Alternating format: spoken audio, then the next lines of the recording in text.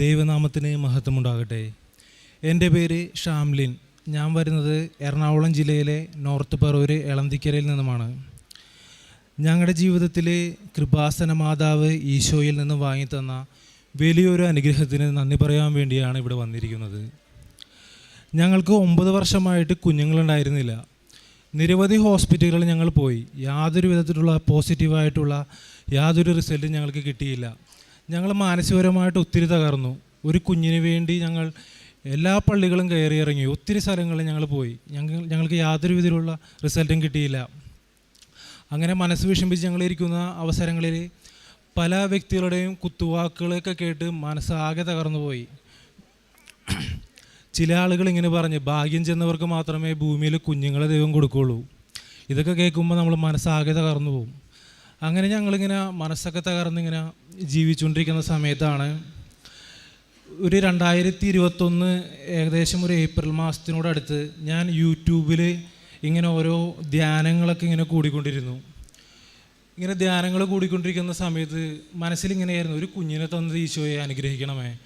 ഒത്തിരി നാളായി ഇങ്ങനെ ഒരു കുഞ്ഞിന് വേണ്ടി ഞങ്ങളിങ്ങനെ മനസ്സ് വിഷമിച്ച് ജീവിക്കുന്നത്. അങ്ങനെ ഇങ്ങനെ മനസ്സിൽ പ്രാർത്ഥനകളായിട്ട് ഇങ്ങനെ ജീവിക്കണ ധ്യാനം കൂടിക്കൊണ്ടിരിക്കുന്ന സമയത്ത് പെട്ടെന്ന് കൃപാസനത്തിൻ്റെ കുഞ്ഞുങ്ങളില്ലാത്തവർക്ക് കുഞ്ഞുങ്ങളെ ലഭിച്ചിട്ടുള്ള സാക്ഷ്യം പെട്ടെന്ന് എൻ്റെ മൊബൈലിലേക്ക് കയറി വന്നു. അങ്ങനെ ഞാൻ പെട്ടെന്നത് കാണാൻ തുടങ്ങി.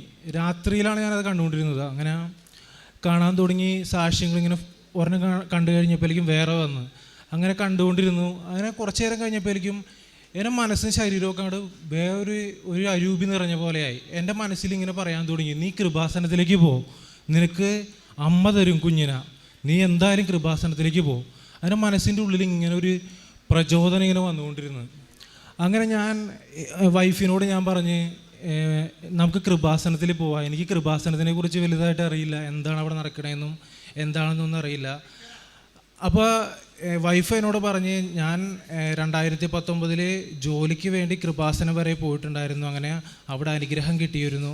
അങ്ങനെയാണ് ഞാൻ കൃപാസനത്തിനെ കുറിച്ച് കൂടുതലും അറിയുന്നത്. അപ്പോൾ വൈഫ് 2019 നവംബർ മാസം കൃപാസനത്തിൽ ഒരു തവണ വന്ന്, ആ സമയത്ത് ഞാൻ നാട്ടിലുണ്ടായിരുന്നില്ല, ജോലി സ്ഥലത്തായിരുന്നു. ആ സമയത്ത് ഇവളിവിടെ ഉടമ്പടിയിൽ ഒരു കുഞ്ഞിന് വേണ്ടിയും ജോലിക്ക് വേണ്ടിയും നിയോഗം വെച്ചിട്ടുണ്ടായിരുന്നു. അങ്ങനെ ആ ഒരു ഇവക്ക് ജോലി കിട്ടി. അങ്ങനെ ജോലി കിട്ടി. പിന്നെ ആ സാക്ഷ്യം, ആ ഉടമ്പടി കംപ്ലീറ്റ് ചെയ്യാൻ പറ്റിയില്ല, പുതുക്കാൻ പറ്റിയില്ല, അത് വിട്ടുപോയി. അത് പിന്നെ എന്നോട് ഇടയ്ക്ക് ഇവള് പറയുമായിരുന്നു ആ സമയത്തൊക്കെ എനിക്ക് കൃപാസനം എന്താണെന്നോ ഇവിടെ എന്താണ് നടക്കുന്നതെന്നോ എന്തോരം പേർക്ക് അനുഗ്രഹം കിട്ടിയിട്ടുണ്ടോ ഒന്നും എനിക്കറിയില്ലായിരുന്നു. അങ്ങനെ ഞാൻ പറഞ്ഞ്, നീ പോകുന്നു വേണ്ട, ഉടമ്പടി പുതുക്കാനൊന്നും ഇനി പോകുന്നു വേണ്ട എന്ന് പറഞ്ഞ് അങ്ങനെ ഞാനത് മുടക്കി ആ സമയത്ത്. പക്ഷേ അന്ന് വൈഫ് ഇവിടെ ഉടമ്പടിയിൽ വെച്ചിരുന്നത് കൃപാസനത്തിൽ കുഞ്ഞിന് വേണ്ടിയും ജോലിക്ക് വേണ്ടിയും പിന്നെ മറ്റ് നിയോഗങ്ങളാണ്. പക്ഷേ അവൾക്ക് അന്ന് കിട്ടിയത് ഒരു ജോലിയാണ് കിട്ടിയത്. അമൃത ഹോസ്പിറ്റലിൽ നഴ്സായിട്ട് അന്ന് ജോലി കിട്ടി. അതിനുശേഷം ഞങ്ങളിവിടെ അതിന് നന്ദി പറയാൻ വേണ്ടി വന്നുമില്ല. ഞാൻ അത് അമ്മയുടെ മുന്നിൽ ഈ നിമിഷം ഏറ്റു പറയുകയാണ്. അന്ന് ഉടമ്പടി എടുത്ത് ജോലി തന്ന് അനുഗ്രഹിച്ചതിന് ആദ്യമേ ഞാൻ അമ്മയ്ക്ക് നന്ദി പറയുന്നു. അങ്ങനെ ഞാൻ യൂട്യൂബിൽ ഇത് കണ്ട ശേഷം പിറ്റേ ദിവസം വൈഫിനെയും കൂട്ടി ഞാൻ കൃപാസനത്തിൽ വന്ന് ഏപ്രിൽ 14 തീയതി 2021 വിഷുവിൻ്റെ അന്നാണ് ഇവിടെ വന്നത്. ആ സമയത്ത് കോവിഡിൻ്റെ സ്റ്റാർട്ടിങ് ആയിരുന്നു. അപ്പോൾ 50 പേർക്ക് മാത്രമേ ഇവിടെ പ്രവേശനം ഉണ്ടായിരുന്നുള്ളൂ. അപ്പോൾ ഞങ്ങളിവിടെ വന്ന് അങ്ങനെ ഫ്രണ്ടിലായിരുന്നു അതിൻ്റെ ക്ലാസ്സുകളും കാര്യങ്ങളൊക്കെ നടന്നുകൊണ്ടിരുന്നത്. അങ്ങനെ ഉടമ്പടി എടുത്ത് ഇവിടുന്ന് ഉടമ്പടി തൈലം തന്ന്, ഉപ്പ് തന്ന്, മെഴുതിരി, അങ്ങനെ എല്ലാ കാര്യങ്ങളും തന്ന് ഞാൻ ഇവിടുന്ന് പോയി. പിറ്റേ ദിവസം നേരം വെളുപ്പിന് 5:30 ഞാൻ എഴുന്നേറ്റ് ഉടമ്പടി പ്രാർത്ഥന, പ്രത്യക്ഷീകരണ പ്രാർത്ഥന ചൊല്ലാൻ വേണ്ടി. അപ്പോൾ ജോമോൾ സിസ്റ്റർ പറഞ്ഞിട്ടുണ്ടായിരുന്നു, നിങ്ങൾ ഉടമ്പടി എടുത്തിട്ട് പോയിട്ട് കാലത്ത് യേശു ക്രിസ്തുവിനെ പോലെ കൈകൾ വിരിച്ച് കുരിശു രൂപത്തിൽ നിന്നിട്ട് വേണം പ്രത്യക്ഷീകരണ പ്രാർത്ഥന ചൊല്ലാൻ. അങ്ങനെ ഞാൻ എന്ത് ചെയ്ത്, കാലത്ത് തന്നെ 5:30 ആയപ്പോഴേക്ക് എഴുന്നേറ്റ് ഉടമ്പടി പത്രിക നേരെ വീടിൻ്റെ ഒരു സൈഡിൽ വെച്ച് മെഴുകുതിരി കത്തിച്ച്, നീലത്തിരി കത്തിച്ച്, കുരിശ് വരച്ച്, ഉടമ്പടി തൈലം കുരിശ് വരച്ച്, അതിനുശേഷം പ്രത്യക്ഷീകരണ പ്രാർത്ഥന ചൊല്ലാൻ തുടങ്ങി. അങ്ങനെ ചൊല്ലാൻ തുടങ്ങിക്കഴിഞ്ഞപ്പോഴെല്ലാം എനിക്ക് ഒരു വല്ലാത്തൊരു മാറ്റം. കാര്യം പറഞ്ഞാൽ ഞാൻ വിശ്വാസപരമായിട്ട് ഒരുപാട് ക്രിസ്ത്യാനിയാണെങ്കിലും ക്രിസ്തീയ വിശ്വാസപരമായിട്ട് ഒരുപാട് അടുത്ത് നിൽക്കുന്ന ആളായിരുന്നില്ല. ശരിക്കും പറഞ്ഞാൽ വല്ലപ്പോഴും പള്ളിയിൽ പോവും, കൊന്തയൊക്കെ വല്ലപ്പോഴും എത്തിക്കും, അങ്ങനത്തെ ഒരു ഇതായിരുന്നു. കൂടുതൽ നമുക്ക് ഇതിനെക്കുറിച്ചും ആഴത്തിൽ അറിവില്ലായിരുന്നു. അങ്ങനെ ഞാൻ ആ സമയങ്ങളിലാണ് കൊന്ത എത്തിക്കാനൊക്കെ ആയിട്ട് കൂടുതൽ തുടങ്ങിയത്. അതായത് ഫസ്റ്റ് ഹെഡ്സെറ്റ് വെച്ച് നോക്കിയിട്ട് ജപമാല എങ്ങനെ എത്തിക്കണേ എന്നൊക്കെ നോക്കി. അങ്ങനെ ഹെഡ്സെറ്റ് വെച്ച് കേൾക്കാൻ തുടങ്ങി ജപമാല. പിന്നെ എൻ്റെ ഉള്ളിൽ തന്നെ ഇങ്ങനെ പറയാൻ തുടങ്ങി, നീ ഇങ്ങനെ എത്തിക്കി, നീ ഞാൻ ഇങ്ങനെ അതായത് ഒരു പരിശുദ്ധാരൂപിയുടെ ഒരു അഭിഷേകം നമ്മുടെ ശരീരത്തിലേക്ക് വന്ന് കയറി. ശരിക്കും എനിക്കത് ഫീൽ ചെയ്ത് ഈശോ എന്താണെന്നും പരിശുദ്ധാത്മാവ് എന്താണെന്നും ഞാൻ അറിഞ്ഞ് ഇവിടുത്തെ ഉടമ്പടി എടുത്തോടുകൂടി മാത്രം എൻ്റെ ജീവിതത്തിൽ ഞാൻ അല്ലെങ്കിൽ ഒരിക്കലും ഈ അഭിഷേകം എന്താണെന്ന് ഞാൻ അറിയില്ല.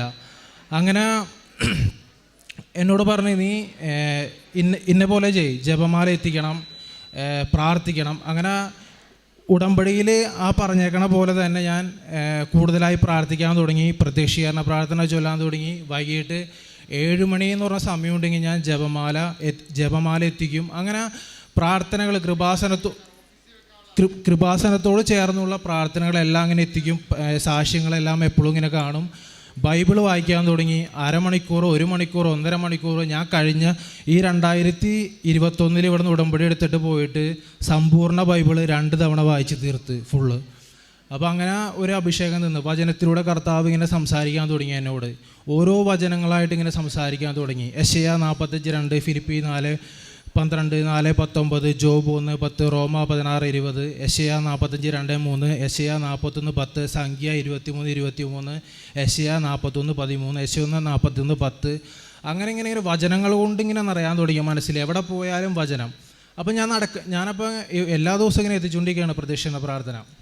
കുറച്ച് ദിവസം കഴിഞ്ഞപ്പോൾ എന്താ സംഭവിച്ചതെന്ന് വെച്ചാൽ, പ്രത്യക്ഷീകരണ പ്രാർത്ഥന ഞാൻ എത്തിക്കേണ്ട, അല്ലാതെ തന്നെ എൻ്റെ തലയിലേക്ക് ഇങ്ങനെ ഓട്ടോമാറ്റിക്കലി വന്നുകൊണ്ടിരുന്നു. ബുക്ക് നോക്കാതെ തന്നെ കാണാപ്പാടം പറയാൻ തുടങ്ങി. ഇങ്ങനെ അത് ആത്മാവ് സംസാരിക്കുന്നതാണ്. അങ്ങനെ നടക്കണ വഴിക്കെല്ലാം ഇങ്ങനെ പ്രാർത്ഥിച്ചുകൊണ്ടിരുന്നു, പ്രത്യക്ഷീകരണ പ്രാർത്ഥന ഇങ്ങനെ ചൊല്ലിക്കൊണ്ടിരിക്കുന്നത്. അപ്പോൾ മാതാവിനോട് ഞാൻ പറയും, മാതാവേ ഞങ്ങളുടെ നിയോഗങ്ങളൊക്കെ ഒന്ന് സാധിച്ചു തന്നേക്കണേ. ഒത്തിരി വിഷമത്തിലൂടെയാണ് കൃപാസനത്തിൽ വന്ന് ഞാൻ ഈ ഉടമ്പടി എടുത്തേക്കണത്. അങ്ങനെ പ്രാർത്ഥിച്ചുകൊണ്ട് ഞങ്ങൾ ഈ ഉടമ്പടി പത്രം അടുത്ത ദിവസങ്ങളിൽ തന്നെ കൊടുങ്ങല്ലൂർ ക്ഷേത്രത്തിൻ്റെ പരിസരങ്ങളിലും ആ റോഡുകളിലും എല്ലാം ഞങ്ങൾ അവിടെ പോയി നിന്നിട്ട് റോട്ടിൽ കൂടി പോണവർക്ക് എല്ലാവരെയും കയ്യിലേക്ക് ഞങ്ങൾ കൊടുത്ത്. ചില ആൾക്കാരെ പത്രം വാങ്ങിക്കൊണ്ട് വലിച്ചു കയറി കളഞ്ഞ്. അതൊക്കെ നമ്മുടെ മനസ്സിൽ ഒരുപാട് വിഷമം വന്നു. അപ്പോൾ തന്നെ മാതാവിനോട് പറഞ്ഞു, മാതാവേ അവരോട് ക്ഷമിക്കണമേ, അവരത് അറിയുന്നില്ല എന്താണെന്ന്. അങ്ങനെ ഞങ്ങൾ ആ ഫസ്റ്റ് കിട്ടിയ 20 പത്രവും പലർക്കായിട്ട് ആ റോഡുകളിലൂടെ നടന്ന് ബസ് സ്റ്റാൻഡ്, കൊടുങ്ങല്ലൂർ ക്ഷേത്രത്തിൻ്റെ പരിസരങ്ങളെല്ലാം പല സ്ഥലങ്ങളിലായിട്ട് കൊടുത്തിട്ട് ഞങ്ങൾ തിരിച്ചു വന്നു. അങ്ങനെ തന്നെ പിറ്റേ ദിവസം മനസ്സിലിങ്ങനെ പറയാണ്, നീ പാവപ്പെട്ടവരെ സഹായിക്കുക. അങ്ങനെ ഉള്ളിലൊരു ഉൾപ്രേരണ ഇങ്ങനെ വന്നുകൊണ്ടിരിക്കുകയാണ്. അത് ഞാൻ ഒന്നും ചിന്തിക്കുന്നൊന്നുമില്ല, എന്നോട് ഇങ്ങനെ പറഞ്ഞുകൊണ്ടിരിക്കുകയാണ് ആത്മാവ്.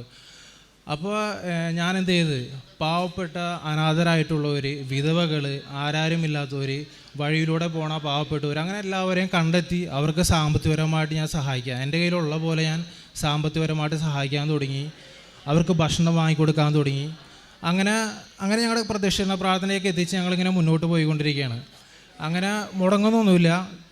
പിറ്റേ മാസം മെയ് മാസം മാതാവിൻ്റെ വണക്കമാസം തുടങ്ങിയാണ്. അപ്പോൾ എൻ്റെ ഉള്ളിലിങ്ങനെ ഇങ്ങനെ സ്നേഹിക്കണം എന്നുള്ളൊരിത്, അതായത് ഈശോനെ സ്നേഹിക്കുക, മാതാവിനെ സ്നേഹിക്കുക, എന്തൊക്കെ ചെയ്യാൻ പറ്റുന്നോ അതെല്ലാം ചെയ്യുക ദൈവത്തിന് വേണ്ടി. വണക്കമാസം എത്തിക്കുക, പിന്നെ നോവേനകൾ ചൊല്ലുക, അങ്ങനെ ഓരോന്നിങ്ങനെ വന്ന്. അപ്പോൾ അങ്ങനെ പിറ്റേ മാസം ഞങ്ങൾ ആ ഒരു വണക്കമാസം കാര്യങ്ങളെല്ലാം കംപ്ലീറ്റ് ചെയ്യാൻ തുടങ്ങി. അതിങ്ങനെ ആത്മാവ് പറഞ്ഞുകൊണ്ടിരിക്കുന്നതാണ്. അതിനുശേഷം എന്താ സംഭവിച്ചതെന്ന് വെച്ചാൽ, വൈഫ് ആ മാസം തന്നെ മെയ് മാസം തന്നെ പ്രഗ്നൻ്റായി. 9 വർഷങ്ങൾക്ക് ശേഷം പോവാത്ത ഹോസ്പിറ്റലുകളില്ല. കേരളത്തിൽ ഇന്ന് എത്രയോ വലിയ ഹോസ്പിറ്റലുകളുണ്ട്. എല്ലാ ഹോസ്പിറ്റലിലും പോയി ജോലി ചെയ്യുന്ന പൈസ മൊത്തം ട്രീറ്റ്മെൻറ്റിന് വേണ്ടി ഞങ്ങൾ ചിലവാക്കി. അങ്ങനെ ഞങ്ങൾ വന്നുകൊണ്ടിരിക്കുന്ന സമയമാണ്. ഇവിടെ വന്ന് ഉടമ്പടി എടുത്ത് പിറ്റേ മാസം തന്നെ മാതാവ് ഉദരത്തിൽ ഒരു കുഞ്ഞിനെ തന്ന് അനുഗ്രഹിച്ച്. അന്ന് മുതൽ ഞങ്ങൾ മാതാവിന് നന്ദി പറഞ്ഞ് മനസ്സുരുകി നന്ദി പറയാൻ തുടങ്ങി. മാതാവ് തന്ന കൃപകൾക്കും മാതാവ് തന്ന അനുഗ്രഹങ്ങൾക്കും നന്ദി പറഞ്ഞ് വിശ്വാസ പ്രമാണം ചൊല്ലി ഉദരത്തിൽ കൈവച്ച് വിശ്വാസ പ്രമാണം ചൊല്ലി പ്രത്യക്ഷീകരണ പ്രാർത്ഥന ചൊല്ലാൻ തുടങ്ങി. അങ്ങനെ ഒരു പൂർണ്ണമായിട്ടൊരു ആത്മീയ ജീവിതം ഞങ്ങൾ നയിച്ച് അങ്ങനെ മുന്നോട്ട് പോകുന്ന സമയത്ത് ഒരു 4 മാസം കഴിഞ്ഞപ്പോഴേക്കും വൈഫിന് പ്രഷർ കൂടി. അത് ഒത്തിരി പ്രഷർ കൂടി ഹൈ ആയി കഴിഞ്ഞപ്പോൾ ഹോസ്പിറ്റലിൽ കൊണ്ടുപോയി. അങ്ങനെ ഒരുപാട് മരുന്നൊക്കെ കഴിച്ച് അങ്ങനെ അത് ആ സമയങ്ങളിൽ ഞങ്ങൾ എന്ത് ചെയ്ത് കൃപാസനത്തിൻ്റെ ഉടമ്പടി കാശുരൂപം കൈ പിടിച്ചിട്ട് ഉടമ്പടി തൈലം കുരിശ് വരച്ച് വെഞ്ചരിച്ച് ഉപ്പ് കഴിച്ച് കഴിഞ്ഞപ്പോഴേക്കും വളരെ വളരെ പെട്ടെന്ന് തന്നെ ആ ഒരു പ്രഷറിൻ്റെ ലെവലെല്ലാം കറക്റ്റ് ലെവലായി നോർമലായി. അങ്ങനെ ഇതിൽ നിന്ന് സൗഖ്യം കിട്ടി.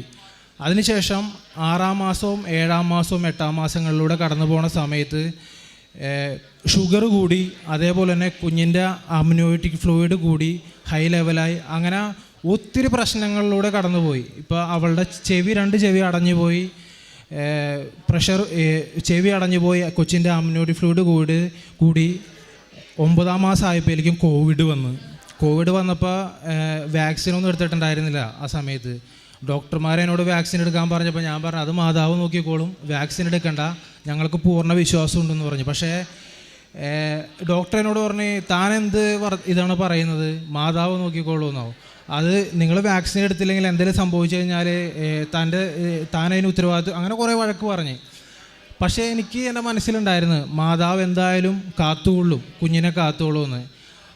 പക്ഷേ കോവിഡ് വന്ന ശേഷം ഇവർക്ക് യാതൊരുവിധ പ്രശ്നങ്ങളോ ഒന്നും ഉണ്ടായിരുന്നില്ല.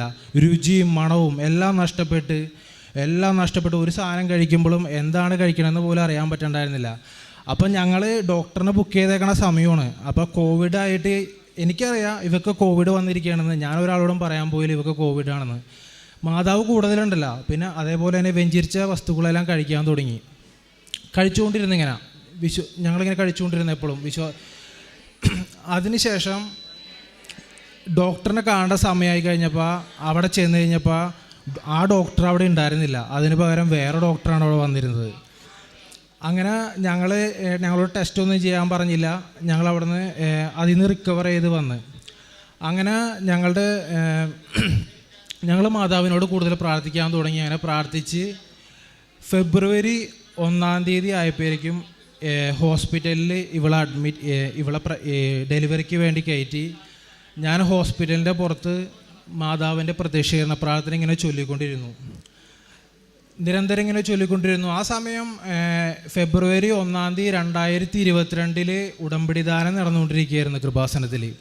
ഉടമ്പടി ദാനം നടന്നുകൊണ്ടിരിക്കുന്ന സമയത്ത് ഫെബ്രുവരി 1-ാം തീയതി ഞാൻ പുറത്താണെങ്കിൽ ഇങ്ങനെ മാതാവിനോട് ഇങ്ങനെ വാവിട്ട് കരഞ്ഞുകൊണ്ട് ഇങ്ങനെ പ്രാർത്ഥിച്ചുകൊണ്ടിരിക്കണം, മാതാവേ കുഞ്ഞിനൊന്നും വരത്തല്ലേ, പൂർണ്ണ ആരോഗ്യമുള്ളൊരു കുഞ്ഞിനെ തന്നെ തരണേ എന്ന് പറഞ്ഞ് പ്രാർത്ഥിച്ചിരിക്കണം. അങ്ങനെ ജോസഫ് അച്ഛൻ്റെ ആരാധന നടക്കുമ്പോൾ ചൊവ്വാഴ്ച മാതാവ് ഞങ്ങൾക്ക് ഈ കുഞ്ഞിനെ തന്ന് അനുഗ്രഹിച്ച്. മാതാവ് ഞങ്ങളെ കൈവിട്ടില്ല, പൂർണ്ണ ആരോഗ്യമുള്ള ഒരു കുഞ്ഞിനെ ഞങ്ങൾക്ക് തന്ന് അനുഗ്രഹിച്ച്. മെയ് 1-ാം തീയതി മാതാവിൻ്റെ വണക്കമാസം ഞങ്ങൾ കുഞ്ഞിൻ്റെ മാമോദീസ നടത്തി. കുഞ്ഞിന് ജാസ്ലിൻ മരിയ എന്ന് പേര് കൊടുത്തു. മാതാവ് എൻ്റെ ജീവിതത്തിൽ തന്ന് അനുഗ്രഹിച്ച ഈ അനുഗ്രഹത്തിന് കോടാനുകോടി നന്ദി പറയുന്നു. ഒരിക്കലും ഞാൻ ഈ കൃപാസനത്തിൻ്റെ പടിയിൽ വരില്ലായിരുന്നെങ്കിൽ എൻ്റെ ജീവിതത്തിൽ ഇങ്ങനൊരു ഇടപെടൽ ഉണ്ടാവില്ല. ഏറ്റവും വലിയത് എൻ്റെ ആത്മീയപരമായിട്ടുള്ള ജീവിതത്തിലുണ്ടായിരുന്ന വ്യത്യാസമാണ്. കാര്യം പറഞ്ഞാൽ ഞാൻ ഒരു ദിവസം പോലും വൈകുന്നേരം കൊന്തെത്തിക്കാതെ, ജപമാല എത്തിക്കാതെ, അതേപോലെ തന്നെ കൃപാസനത്തിൻ്റെ പ്രാർത്ഥനകൾ എത്തിക്കാതെ അങ്ങനെ കിടന്നുറങ്ങാറില്ല ഒരു ദിവസം പോലും. അത്രയ്ക്ക് ഈശോ പരിശുദ്ധ അമ്മയിലേക്ക് അടുപ്പിച്ചു. അതേപോലെ തന്നെ എൻ്റെ ജീവിതത്തിൽ കൃപാസനം നേർച്ച വസ്തുക്കൾ കൊണ്ട് മാതാവ് തന്ന മറ്റു ചില അനുഗ്രഹങ്ങളാണ്. അമ്മയ്ക്ക് വയറുവേദനയും ഛർദിയുമായിട്ട് അമ്മ കിടപ്പിലായിരുന്നു വീട്ടിൽ.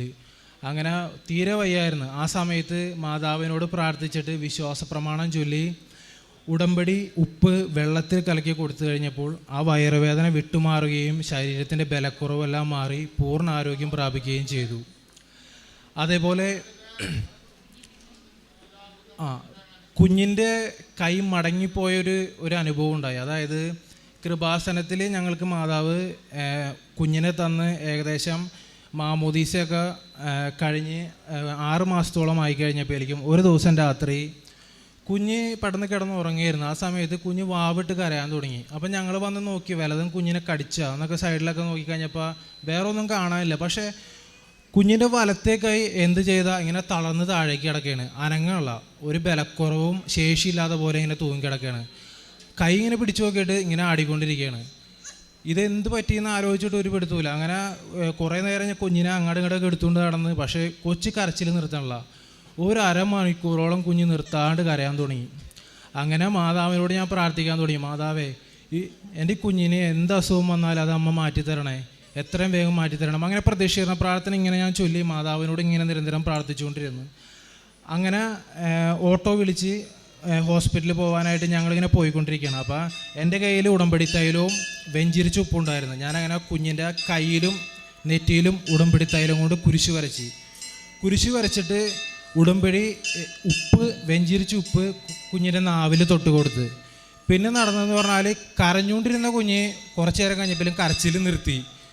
ഞാൻ ഓട്ടോയിൽ കൈ പിടിച്ചേക്കണ പോലെ കൊച്ചും കൈ പിടിക്കാൻ തുടങ്ങി മേലെ.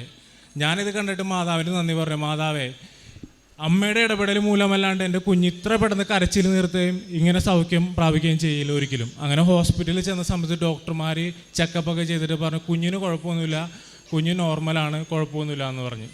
അങ്ങനെ ഒരു അനുഭവം ഉണ്ടായിരുന്നു ജീവിതത്തിൽ. പിന്നെ അപ്പച്ചൻ്റെ ചെവിയുടെ മുകളിൽ കണ്ട് വലിയൊരു മുഴ, പെട്ടെന്ന് ഒരു മുഴ വന്ന് അങ്ങനെ ആ മുഴ പോവാണ്ട് കുറച്ച് നാളിങ്ങനെ നിന്ന്.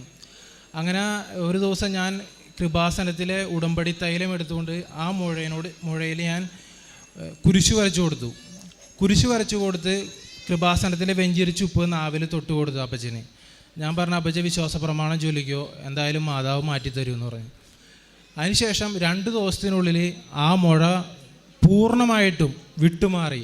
യാതൊരുവിധ അങ്ങനെ ഒരു മുഴ അവിടെ ഉണ്ടായെന്നുള്ളൊരു അടയാളം പോലും ഇല്ലാതെ പൂർണ്ണമായി വിട്ടുമാറുകയാണ് ചെയ്തത്. പിന്നെ മറ്റൊരു അനുഭവമാണ് കൃഷി. ഞങ്ങൾക്ക് കൃഷി ഉണ്ടായിരുന്ന പറമ്പിൽ. എന്തൊക്കെ ചെയ്താലും കൃഷി ഒരു വിജയമായിരുന്നില്ല. എപ്പോഴും പച്ചക്കറികളായാലും കുറച്ച് വളർന്നു വരുമ്പോഴേക്കും അതെന്തെങ്കിലും പ്രശ്നങ്ങളൊക്കെ ആയിട്ട് അത് ഫെയിലായി പോവും. അങ്ങനെ ഞാൻ എന്ത് ചെയ്തു, കുറച്ച് വിത്തുകളെല്ലാം പാകി അങ്ങനെ ഞങ്ങൾ കൃഷിയെല്ലാം നടത്തിക്കൊണ്ടിരിക്കുന്ന സമയത്ത് ഉടമ്പടി ഉപ്പ് വെള്ളത്തിൽ കലക്കിയിട്ട് ആ പച്ചക്കറികൾക്കെല്ലാം തളിച്ചു കൊടുത്തു. ഒരു 2 ദിവസം കൂടുമ്പോഴേക്ക് എന്നെ തളിച്ചു കൊടുക്കുമായിരുന്നു. അങ്ങനെ നിരന്തരം തളിച്ചു കൊടുത്തതിൻ്റെ ഫലമായി ആ വർഷം തന്നെ 100% വിളവ് പച്ചക്കറിയിൽ നിന്ന് കിട്ടി. യാതൊരുവിധ കേടോ ഒന്നുമില്ലാതെ 100% വിളവ് പച്ചക്കറിയിൽ നിന്ന് കിട്ടി. മാതാവ് അനുഗ്രഹിച്ച്, മാതാവ് ഇതേവരെ തന്ന അനുഗ്രഹങ്ങൾക്ക് കോടാനുകോടി നന്ദി പറയുന്നു.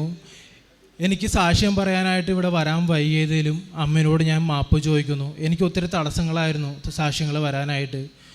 ഞാൻ ഇന്ന് ഈ നിമിഷം മാതാവ് എന്നെ ഇവിടെ എത്തിച്ചതിനും എൻ്റെ ഈ സാക്ഷ്യം ഞാൻ കുഞ്ഞുങ്ങളില്ലാത്ത എല്ലാ ദമ്പതിമാർക്കും വേണ്ടി ഞാൻ സമർപ്പിക്കുന്നു. മാതാവ് നമ്മൾ ഒരിക്കലും കൈവിടില്ല. ഇവിടെ ഉടമ്പടി എടുത്തു കഴിഞ്ഞാൽ എൻ്റെ അനുഭവത്തിൽ ഞാൻ പറയാം, ഉടമ്പടി എടുത്തു കഴിഞ്ഞാൽ ഇവിടെ പറഞ്ഞിരിക്കുന്ന കാര്യങ്ങൾ ബൈബിള് വായിക്കുക. ഞാൻ ബൈബിള് 1 മണിക്കൂർ അരമണിക്കൂർ എല്ലാ ദിവസവും വായിച്ചതിൻ്റെ ഫലമായി എൻ്റെ ഹൃദയത്തിൽ പരിശുദ്ധാത്മാവ് നിറഞ്ഞ് എനിക്കത് ശരിക്കും ഫീൽ ചെയ്ത് പരിശുദ്ധാത്മാവ് നിറഞ്ഞ് എന്നെ ഓരോ നേർവഴിയിലൂടെ പരിശുദ്ധാത്മാവ് നടത്തി വചനത്തിൻ്റെ അഭിഷേകം എന്നിൽ നിറച്ചു. ആ വചനത്തിൻ്റെ ഫലമായാണ് പരിശുദ്ധ കൃപാസന അമ്മ ഈ കുഞ്ഞിനെ എനിക്ക് അനുഗ്രഹിച്ചത്. ബൈബിൾ വായിക്കാതിരിക്കരുത്, എല്ലാ ദിവസവും ബൈബിൾ വായിക്കുക. കൃപാസന സാക്ഷ്യങ്ങൾ നിരന്തരം ഞാൻ കൂടുമായിരുന്നു, ഒറ്റ ദിവസം കൂടാതെ നിരന്തരം കൃപാസന സാക്ഷ്യങ്ങൾ, കൃപാസനം, ഉടമ്പടി, ധ്യാനം, ഇതെല്ലാം നിരന്തരം ഞാൻ കൂടുമായിരുന്നു. ഇതൊന്നും യാതൊരു വിട്ടുവീഴ്ചയുമില്ലാതെ എല്ലാം കൂടുമായിരുന്നു. ഇതിൻ്റെ എല്ലാം ഫലമായി ഞാൻ ആ ഉടമ്പടിയോട് ചേർന്ന് നിന്നതിൻ്റെ ഫലമായിട്ടാണ് മാതാവ് ഈ കുഞ്ഞിനെ എനിക്ക് അനുഗ്രഹിച്ചത്. മാതാവ് തന്ന ഈ അനുഗ്രഹത്തിന് ഒരിക്കൽ കൂടി നന്ദി പറഞ്ഞുകൊണ്ട് പരിശുദ്ധ അമ്മയ്ക്കും ഈശോയ്ക്കും നന്ദി പറയുന്നു. യേശുവേ നന്ദി, യേശുവേ സ്തോത്രം, ആരാധന. Hallelujah, hallelujah. വെളിപ്പാടിൻ്റെ പുസ്തകം 7-ാം അധ്യായം 17-ാം തിരുവചനം പറയുന്നു, ദൈവം അവരുടെ കണ്ണുകളിൽ നിന്ന് കണ്ണുനീർ തുടച്ചു മാറ്റുന്നു. ഉദരഫലം കർത്താവിൻ്റെ ദാനമാണ്. യൗവനത്തിലെത്തിയിരിക്കുന്ന മക്കൾ പടയാളികളുടെ കയ്യിലെ അസ്ത്രങ്ങൾ പോലെയാണ്. അവരെ കൊണ്ട് ആവനാഴി നിറയ്ക്കുന്നവർ സൗഭാഗ്യം അനുഭവിക്കുമെന്ന് നാം വിശുദ്ധ ഗ്രന്ഥത്തിൽ വേറെയും വായിക്കുന്നുണ്ട്. 9 വർഷത്തിന് ശേഷം 9 വർഷത്തെ സങ്കീർണമായ ഒരു ജീവിതത്തിന് ശേഷം തങ്ങളുടെ കയ്യിലേക്ക് ദൈവം കൊണ്ടുവരുന്ന സമ്മാനമായ കുഞ്ഞിൻ്റെ സാക്ഷ്യമാണ് ഇവിടെ ഇപ്പോൾ നാം കേട്ടത്. ഈ 9 വർഷങ്ങൾ ഈ മക്കൾ അനുഭവിച്ച ദുരിതങ്ങൾ മറ്റുള്ളവരൊക്കെ എങ്ങനെ അവരെ കണ്ടിരുന്നു. അങ്ങനെ കൃപാസനം അമ്മയുടെ അടുത്തേക്ക് വരുമ്പോൾ പിന്നീട് എങ്ങനെയാണ് ഇവരുടെ ജീവിതത്തിൽ കുഞ്ഞ് ലഭിക്കുന്നു, അതോടൊപ്പം തന്നെ ആത്മീയമായ ജീവിതത്തിൽ എങ്ങനെ ഈ മകൻ ഇന്ന് അമ്മയുടെ തിരുനടയിൽ നിന്ന് സാക്ഷ്യം പല പ്രാവശ്യം പറഞ്ഞു. തിരുവചനത്തിലുള്ള അഭിഷേകം, പരിശുദ്ധാത്മാവിൻ്റെ അഭിഷേകം, അതുമൂലം ജീവിതത്തിൽ വന്ന മാറ്റങ്ങൾ, വിശുദ്ധ കുമ്പസാരവും കുർബാനയും ജപമാലയുമൊക്കെ വല്ലപ്പോഴുമൊക്കെ ആയിരുന്ന മകൻ എങ്ങനെയാണ് തൻ്റെ ജീവിതത്തിൽ ഇന്ന് ഈശോയെ ഇഷ്ടപ്പെടാൻ, അമ്മയെ ഇഷ്ടപ്പെടാൻ, അവരുടെ ഒരു മകനായി ജീവിക്കുവാൻ, ജപമാല ചൊല്ലാതെ ഒരു ദിവസം പോലും കടന്നു പോകാതിരിക്കുവാൻ ഒക്കെ എങ്ങനെയാണ് ശ്രദ്ധിക്കുന്നതെന്നാണ് നാം പ്രത്യേകമായി മനസ്സിലാക്കേണ്ടത്. അപ്പോൾ തങ്ങളുടെ ജീവിതത്തിൽ ഒന്നും സാധിക്കില്ല, ഒത്തിരിയേറെ ഹോസ്പിറ്റലുകൾ കയറി ഇറങ്ങി ജോലി ചെയ്തിരുന്ന പൈസ മുഴുവനും ട്രീറ്റ്മെൻറ്റിന് വേണ്ടി ചിലവഴിച്ചു. ഇതൊക്കെ നാം കേട്ടതാണ്. എന്നാൽ ഇവിടെ വന്ന് ഉടമ്പടി എടുക്കുന്നതിൻ്റെ പിറ്റേ മാസം വൈഫ് കൺസീവ് ആകുന്നു. അതിനിവർ കൊടുത്ത ഒത്തിരി ഇൻവെസ്റ്റ്മെൻ്റ് ഉണ്ട്. കൃപാസന പത്രം കൊണ്ടു നടന്ന് കൊടുക്കുമ്പോൾ ഇവർക്കുണ്ടായ അനുഭവങ്ങൾ, ഇവർ അതിന് വേണ്ടിയിട്ടെടുത്ത എളിമപ്പെടേണ്ട സാഹചര്യങ്ങൾ വന്നപ്പോൾ ഉണ്ടായ അസ്വസ്ഥതകൾ, ഇതൊക്കെ ഇവർ ഈശോയെ പ്രതി ഏറ്റെടുക്കുകയാണ്. അതുകൊണ്ടാണ് ബഹുമാനപ്പെട്ട ജോസഫ് അച്ഛൻ നമ്മോട് കൂടെ പറയും, കൈ നനയാതെ മീൻ പിടിക്കുക. അതായത് നാം ചെയ്യേണ്ടത് നാം ചെയ്യണം. ദൈവത്തോട് നാം വാക്ക് കൊടുക്കുന്നതാണ്, ഞങ്ങൾ ഇങ്ങനെയൊക്കെ ചെയ്തു കൊള്ളാം, കർത്താവ് കൽപ്പിച്ചതെല്ലാം ഞങ്ങൾ ചെയ്തു കൊള്ളാം എന്നാണ് പുറപ്പാട് ജനത മോശയോട് പറയുന്നത്. അതുതന്നെയാണ് ഉടമ്പടിയെടുത്ത നമ്മളും പറയുക, ഞങ്ങൾ ചെയ്തു കൊള്ളാം. പിന്നീട് നാം നമ്മുടേതായ രീതിയിൽ അതിനെ മാറ്റിമറിക്കുമ്പോൾ, അതായത് നമ്മിലെ ദൈവസ്നേഹം കുറഞ്ഞ് നമ്മുടെ കാര്യസാധ്യത്തിന് മാത്രമായിട്ട് നാം ഉടമ്പടി മാറ്റുമ്പോൾ അവിടെ പലപ്പോഴും ഉടമ്പടിയിൽ സ്കോർ ഉണ്ടാകില്ല, അവിടെ കാര്യങ്ങൾ വേണ്ടതുപോലെ നടക്കില്ല. പിന്നീട് നമുക്കുണ്ടാകുന്നത് ഡിപ്രഷൻ മാത്രമായിരിക്കും. അപ്പോൾ ഇതാണ് ഉടമ്പടി നാം ജീവിച്ചാൽ കർത്താവിനോട് കൊടുക്കുന്ന വാക്ക് 100% നാം വിശ്വസ്തരും സത്യസന്ധരുമാകുമ്പോൾ, നാം അതിനു വേണ്ടി ഇൻവെസ്റ്റ് ചെയ്യുമ്പോൾ, റിസ്ക് എടുക്കുമ്പോൾ, റിസ്ക്കായ കാര്യങ്ങൾ ഏറ്റെടുക്കുമ്പോൾ തീർച്ചയായും അവിടെ വളരെയധികം നന്മകളുണ്ടാകും. നമുക്ക് നമ്മുടെ അതുപോലെ ഈ മകൻ്റെ ജീവിതത്തിൽ കിട്ടിയ മറ്റ് കൃപകൾ, ഉടമ്പടി നേർച്ച വസ്തുക്കളിലൂടെ, പിന്നീട് ഇവരുടെ കൃഷിയിടങ്ങളിലുണ്ടായ വളർച്ച, ഇതെല്ലാം നാം കേട്ടതാണ്. നമുക്ക് നമ്മുടെ കണ്ണുകളിൽ നിന്ന് കണ്ണുനീർ തുടച്ചു നീക്കുന്ന പൊന്നു തമ്പുരാൻ്റെ ശക്തമായ കരങ്ങൾക്ക് കീഴിൽ നമ്മെ തന്നെ സമർപ്പിക്കാം. നമുക്ക് ശക്തമായി കരങ്ങൾ അടിച്ചുകൊണ്ട് ഈശോയ്ക്കും അമ്മയ്ക്കും നന്ദി പറയാം, ദൈവത്തെ മഹത്വപ്പെടുത്താം. യേശുവേ നന്ദി, യേശുവേ സ്തുതി, യേശുവേ ആരാധന. അത്യപൂർവ ദൈവാനുഭവങ്ങൾ ഇനി നിങ്ങൾക്കും സ്വന്തം. ഈ യൂട്യൂബ് ചാനൽ ഇതുവരെ സബ്സ്ക്രൈബ് ചെയ്തിട്ടില്ലെങ്കിൽ ഇപ്പോൾ തന്നെ സബ്സ്ക്രൈബ് ചെയ്യുക. ഈ വീഡിയോ ഇപ്പോൾ തന്നെ നിങ്ങളുടെ സുഹൃത്തുക്കൾക്ക് ഷെയർ ചെയ്തുകൊണ്ട് കർത്താവിൻ്റെ പ്രേക്ഷിതരാകുക.